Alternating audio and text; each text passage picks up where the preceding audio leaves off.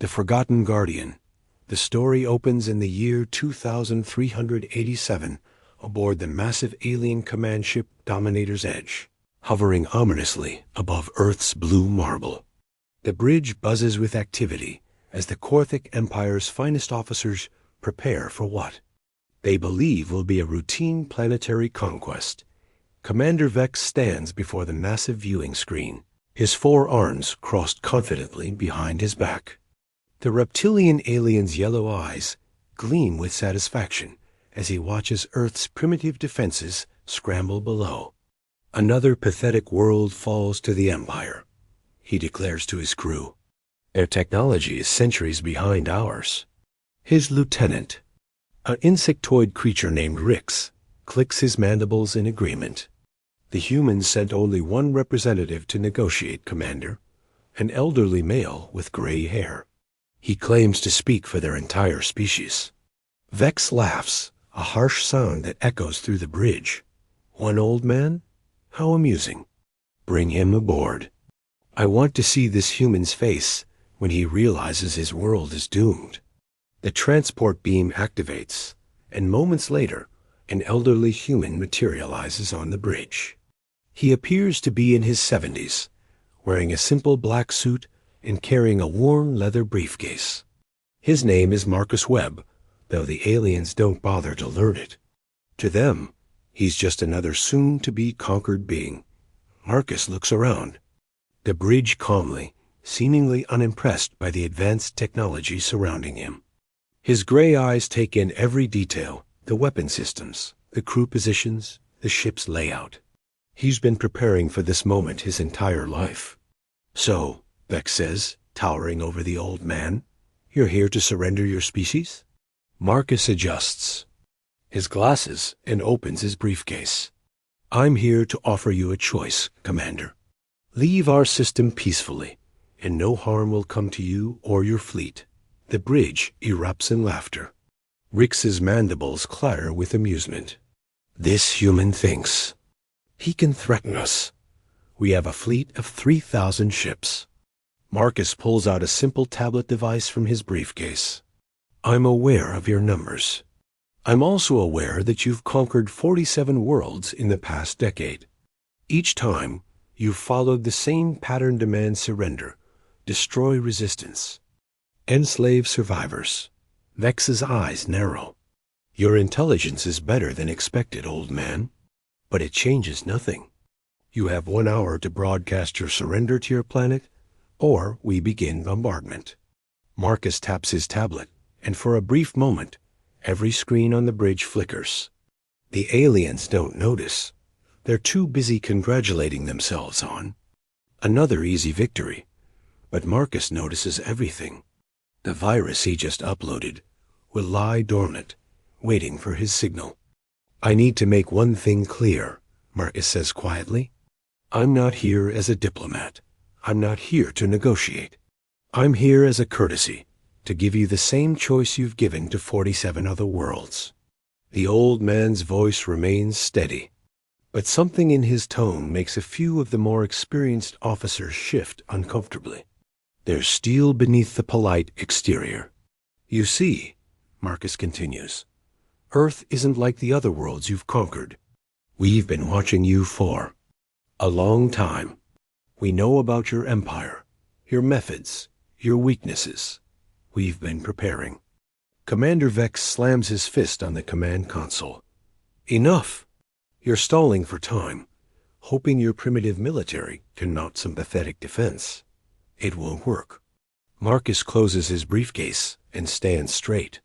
Despite his age, there's something commanding about his presence. I'm not stalling, Commander. I'm being polite. My government asked me to give you one final chance to withdraw. And if we refuse? Vex sneers. Marcus looks directly into the alien commander's eyes. Then you'll learn why humanity survived when so many other species didn't. You'll discover what we've been hiding from the galaxy for 3 centuries. The old man reaches into his jacket and pulls out a small device, no bigger than a coin. This is a quantum communicator. It's connected to a system you've never encountered. Before, a system that's been sleeping, waiting for the day when Earth truly needed protection. Vex gestures to his guards, who raise their weapons. Seize him. Marcus presses the device.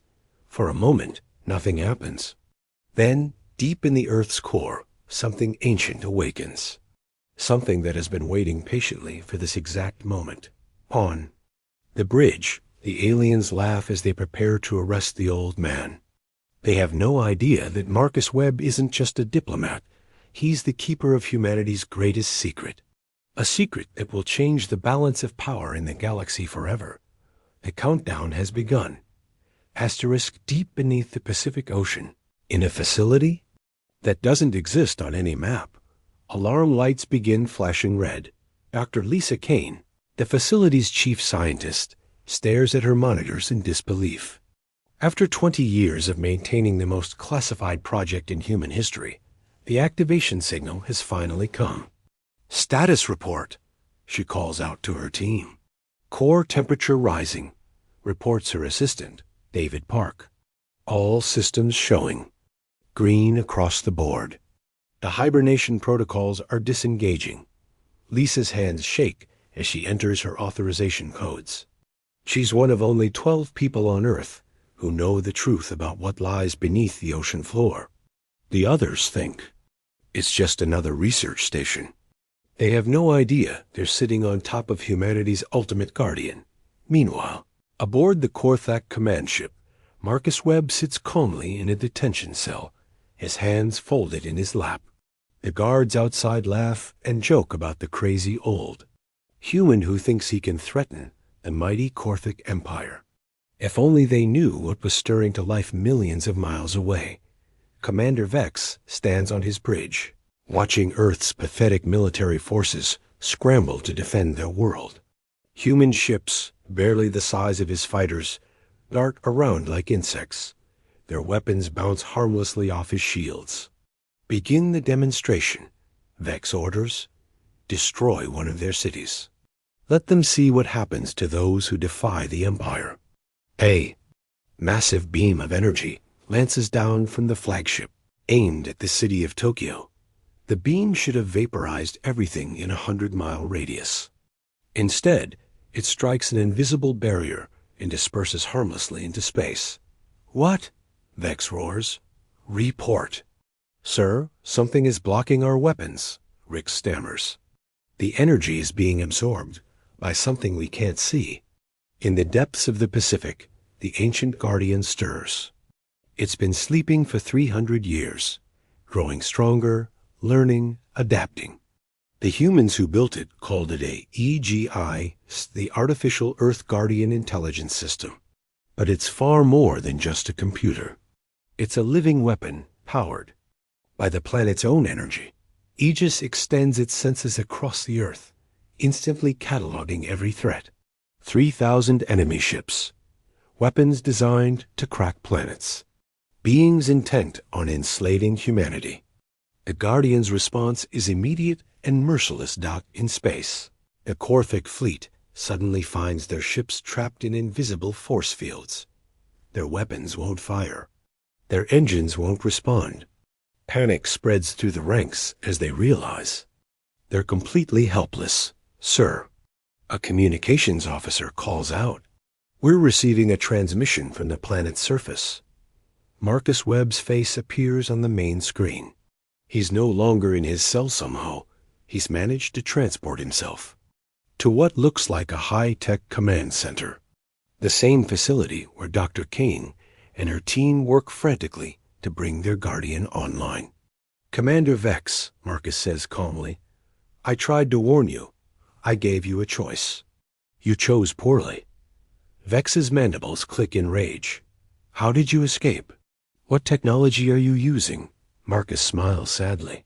The same technology that's been protecting Earth for 3 centuries. The same technology that will protect us for 3,000 more if necessary. On the bridge, alarms begin blaring. Rix checks his sensors and goes pale. Commander, there's something rising from the planet's ocean. Something massive. The view screen shifts to show the Pacific Ocean, The water begins to churn and bubble as something enormous breaches the surface. It's not a ship, it's something alive, yet clearly artificial. A construct of metal and energy that defies easy description. AEGI rises from the depths, its form constantly shifting and adapting.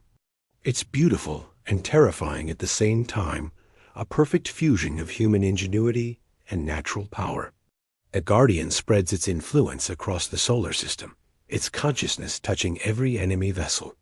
300 years ago, Marcus explains, humanity faced extinction, not from aliens, but from our own wars.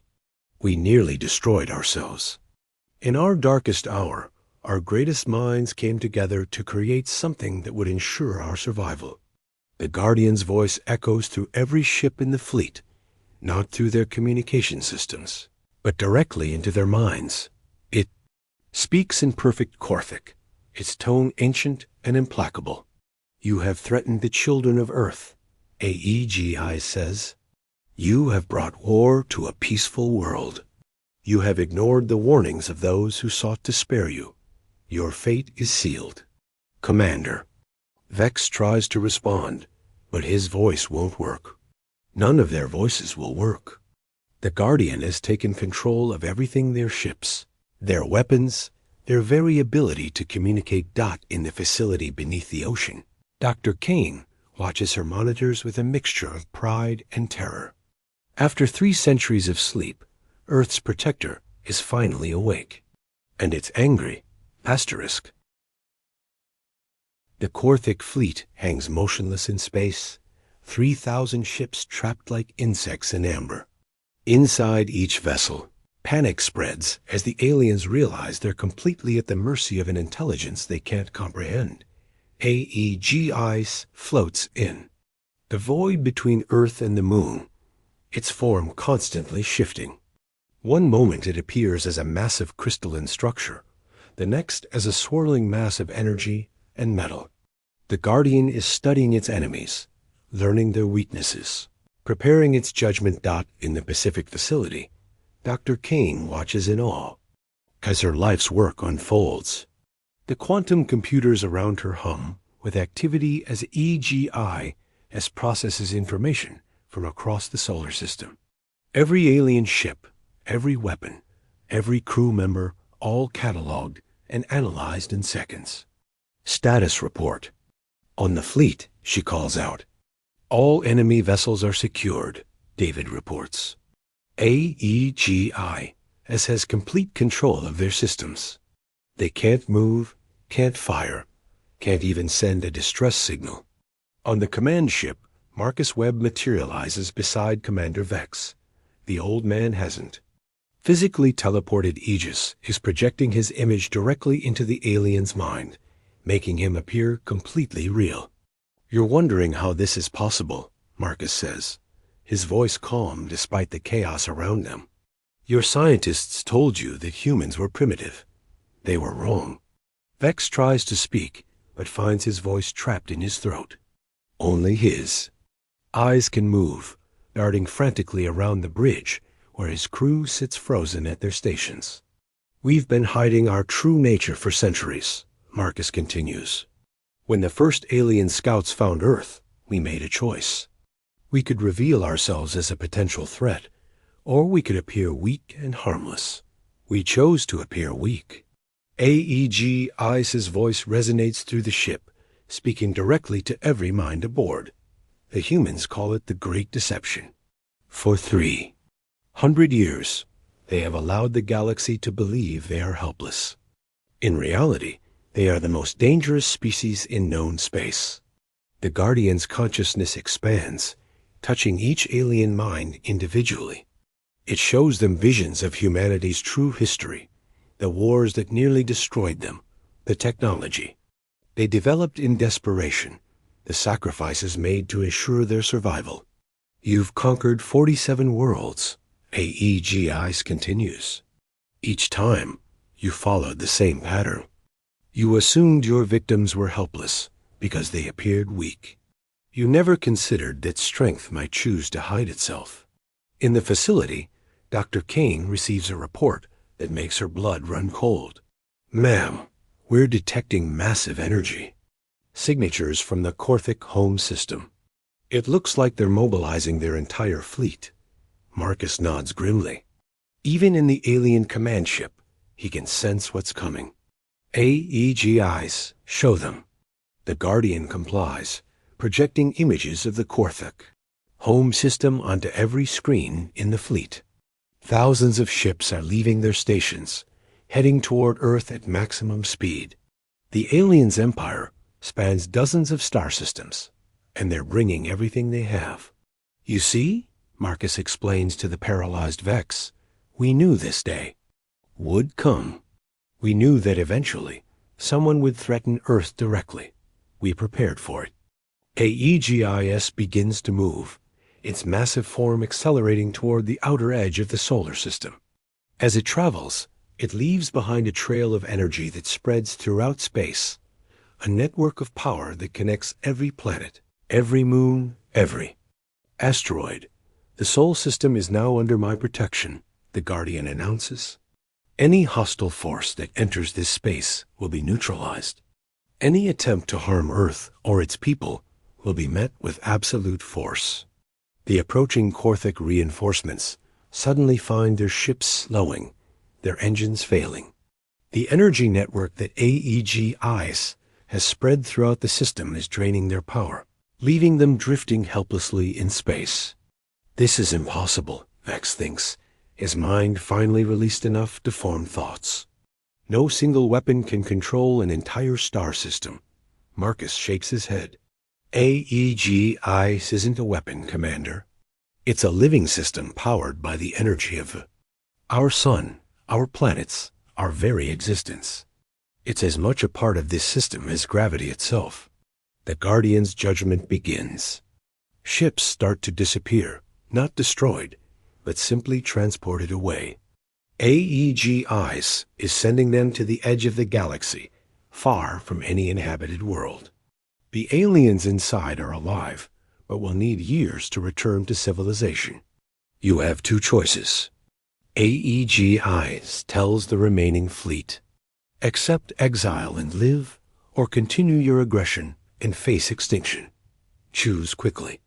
In the facility, Dr. Kane watches as ship after ship vanishes from her sensors.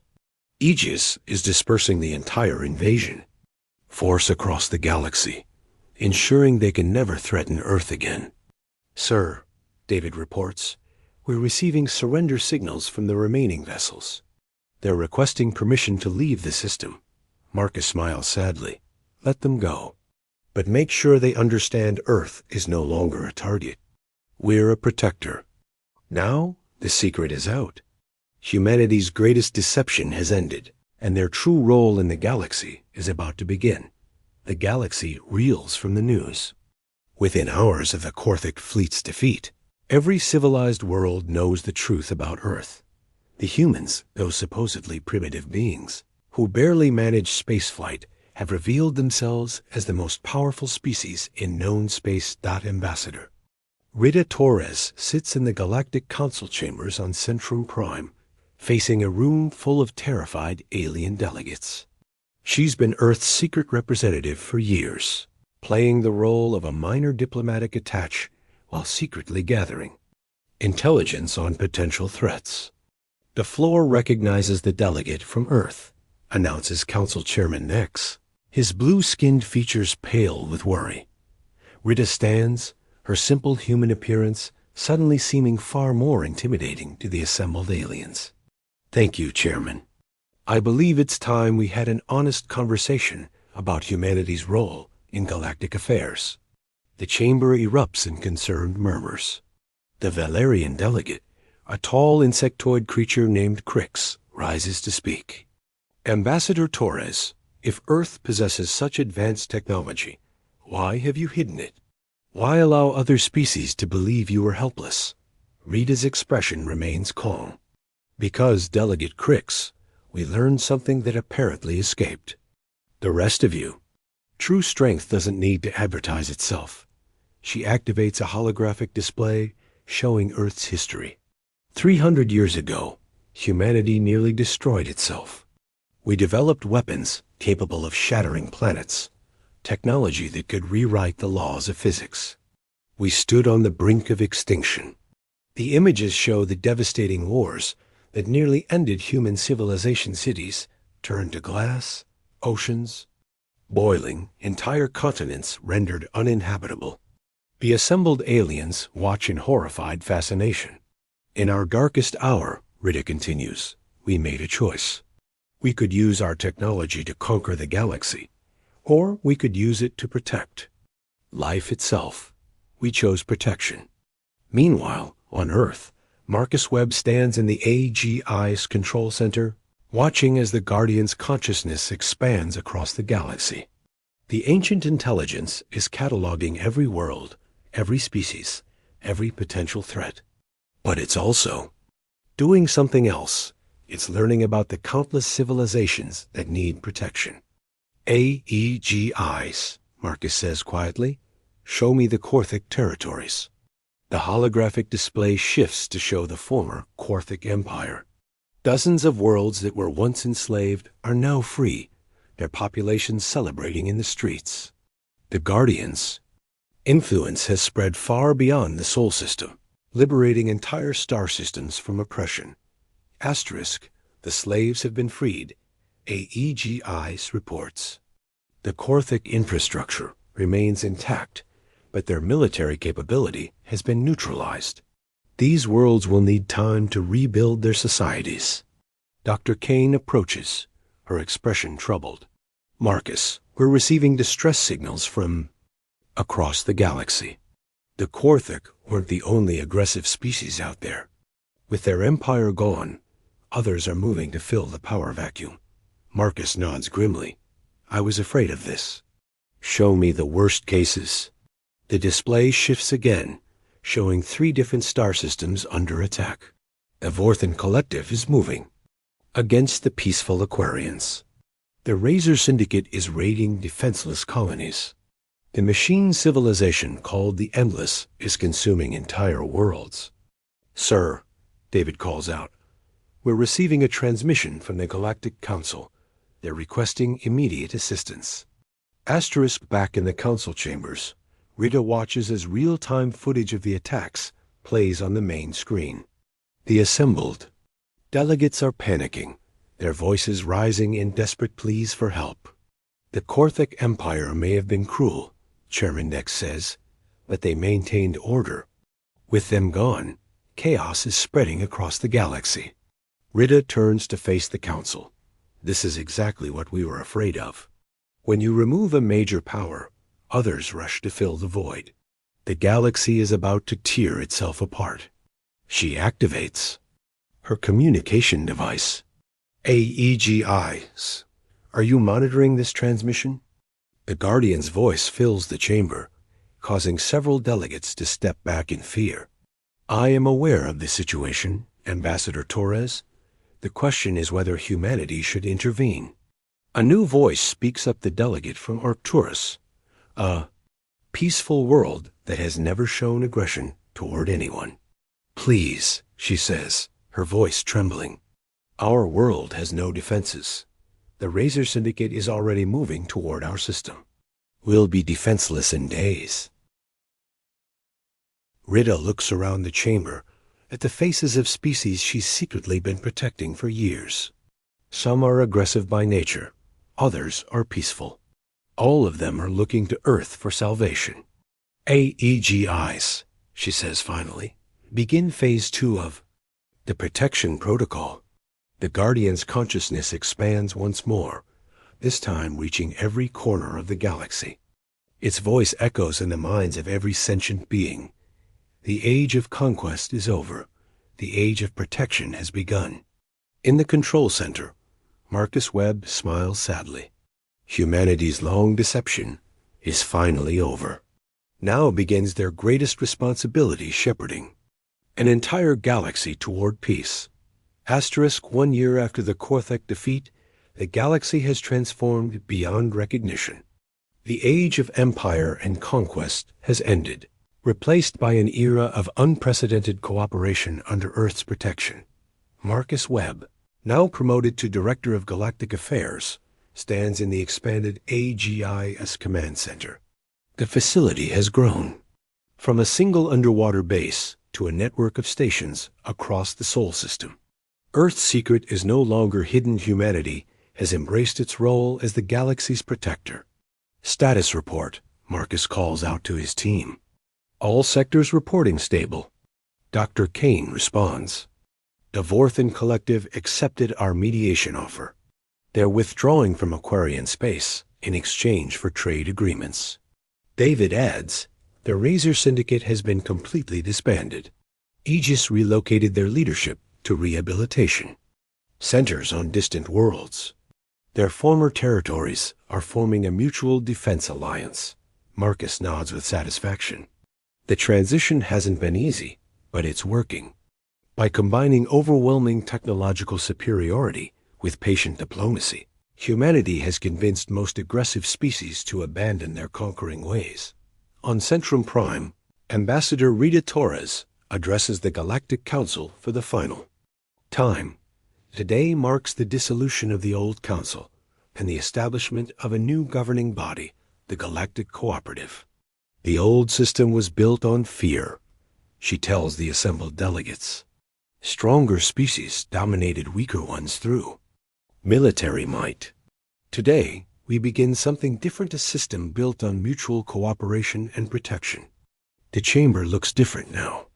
Gone are the armed guards and defensive barriers.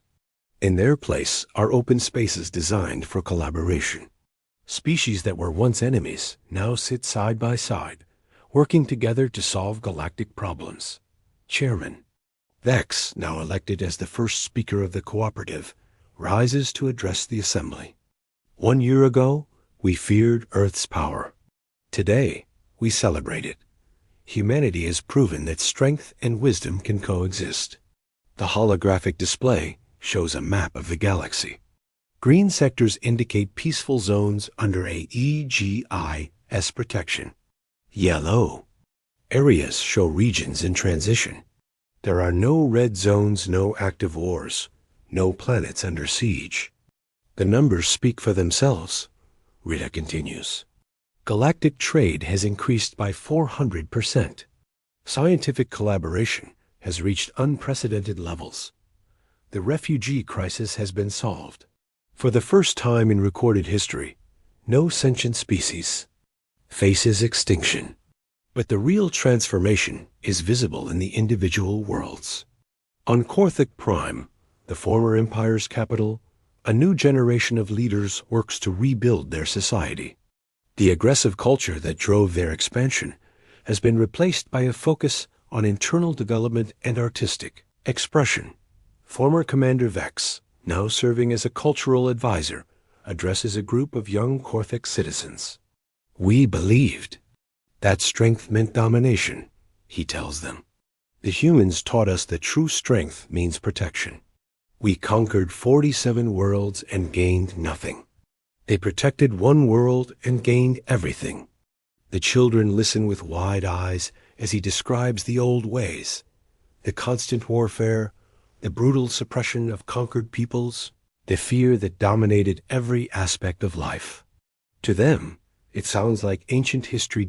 In the AEGIS Control Center, Marcus receives a transmission from the edge of the galaxy. A new species has been discovered, the ethereals, beings of pure energy who have been hiding in the galactic core for millions of years. They're requesting contact, reports the communications officer. They say they've been watching our progress and want to join the cooperative. Marcus smiles. It's happening more and more often. Species that have been hiding from the galaxy's violence are emerging, eager to participate in the new age of cooperation. Open a channel, he orders. The ethereal's voice resonates through the chamber like music. Greetings, humans. We have observed your transformation of the galaxy with great interest. We wish to contribute our knowledge to your cooperative. Welcome, Marcus responds. The galaxy is large enough for all of us. AEGIS has evolved as well. The Guardian's consciousness now extends to every inhabited world, but it no longer acts as a controlling force. Instead, it serves as a mediator, helping species resolve conflicts before they escalate to violence. I have learned much from observing galactic civilization, AEGIs tells Marcus during their daily briefing. The humans were correct. True strength lies not in the ability to destroy, but in the wisdom to protect. As the sun sets over the Pacific, Marcus reflects on how far they've come. The old man who once sat in an alien detention cell has become the architect of galactic peace. The species that once hid their power has become the foundation of a new civilization. The galaxy is no longer a dark place with a strong prey on the weak. It's become something unprecedented, a community of species working together toward a common future. Humanity's greatest secret has become their greatest gift to the universe.